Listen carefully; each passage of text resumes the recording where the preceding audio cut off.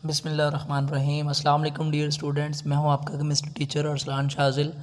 उम्मीद करता हूं आप लोग सब खैरियत से होंगे। आज हम चैप्टर 3 जो 9th क्लास का इसके एक्सरसाइज के शॉर्ट क्वेश्चन को डिस्कस करेंगे। जैसे कि पहला क्वेश्चन है, why noble gases are non reactive. Noble gases जो होती हैं वो नॉन रिएक्टिव क्यों होती हैं, मतलब ये रिएक्ट क्यों नहीं करते। तो रीज़न इसकी वो कहते हैं noble gas are non reactive because their valence shells completely filled, they have 2 or 8 electrons in the valence shells, that their atom do not have vacant space in their valence shell to accommodate more electrons, therefore they do not gain, lose or share electrons। मतलब कि वो कहते हैं noble gases होती हैं उनके valence shell के अंदर 2 और 8 इलेक्ट्रॉन, 2 या फिर 8 इलेक्ट्रॉन्स होते हैं वो वैलेंस शेल के अंदर होते हैं जो आटोमोस्ट शेल है। तो यानी कि उनका ऑक्टेट और डुप्लीट रूल जो है वो कंप्लीट होता है। तो इस तरह से उनके पास कोई खाली स्पेस नहीं होती कि आने वाले इलेक्ट्रॉन्स को अकोमोडेट कर सकें। ना वो इलेक्ट्रॉन को ले सकते हैं, ना वो जो दे सकते हैं, ना शेयर कर सकते हैं। तो that's why noble gas are non reactive.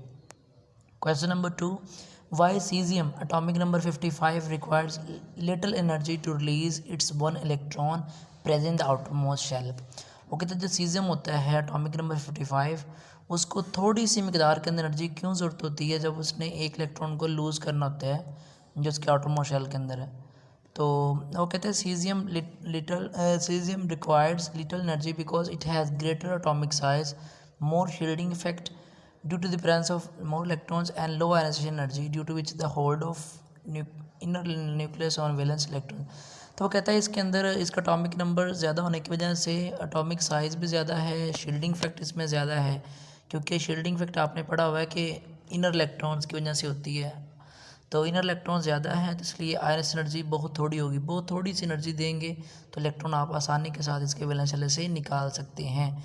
Iris energy इसी कहते होते हैं जो हमने पढ़ा हुआ है कि minimum amount of energy that is required to remove the electron from isolated gaseous atom.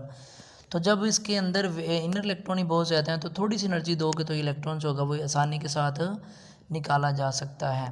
Question number 3, how is periodicity of properties depend upon the number of protons in an atom. वो कहते हैं जो periodicity property होती है वो एक atom के अंदर नंबर ऑफ प्रोटॉन्स पे कैसे डिपेंड करती है।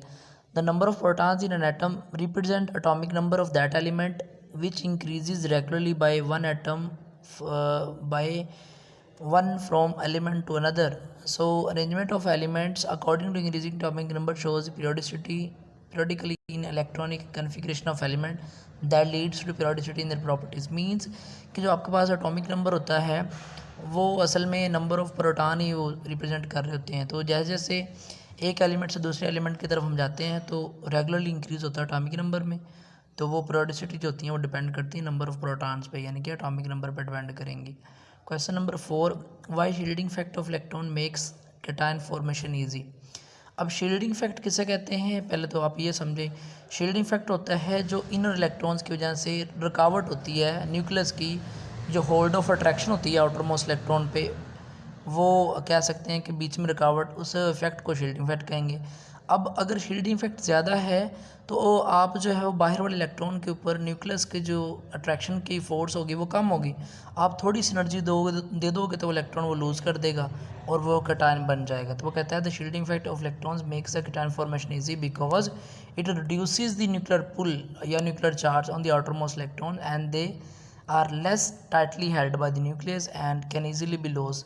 तो आसानी से उनको जो है वो निकाला जा सकता है क्योंकि न्यूक्लियस की गिरफ्त जो होती है वो कमज़ोर हो जाती है। Question number 5, what is difference between Mendeleev periodic law and modern periodic law.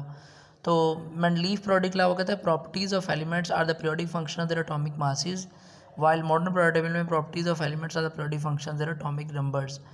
तो एटॉमिक मास होता है वो लेस फंडामेंटल प्रॉपर्टी है एज़ कम्पेयर टू आपके पास एटॉमिक नंबर। तो ये आप इसमें डिस्कस कर सकते हैं। Question number 6, what do you mean by groups and period in the periodic table.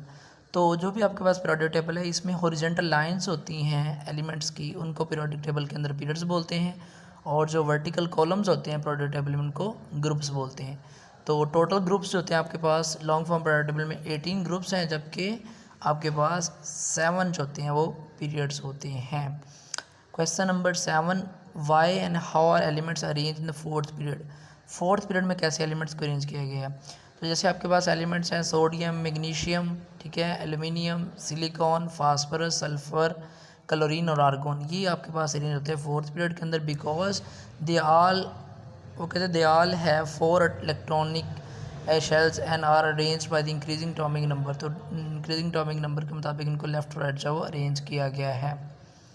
Question number 8, second last question, why the size of atom does not decrease regularly in a period.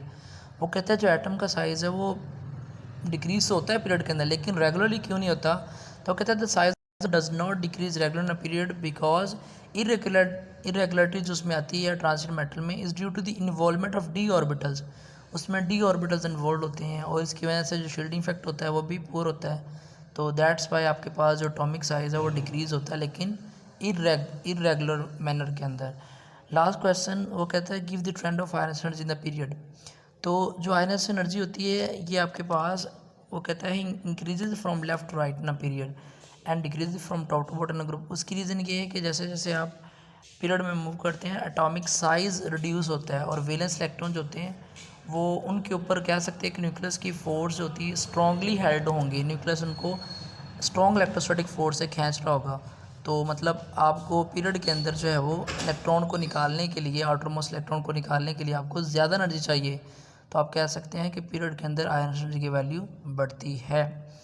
तो आज के लिए इतना ही काफ़ी है। उम्मीद करता हूँ कि आप लोगों को जो है वो इसकी समझ आई होगी। अगर वीडियो बेटे पसंद आई है तो इसको लाजमी लाइक कीजिए, चैनल पे आप लोग नए हैं तो उसको लाजमी सब्सक्राइब कीजिए और कमेंट सेक्शन में अपनी राय से आगाह कीजिए। मिलते हैं अगली वीडियो में, तब तक के लिए अल्लाह हाफिज़।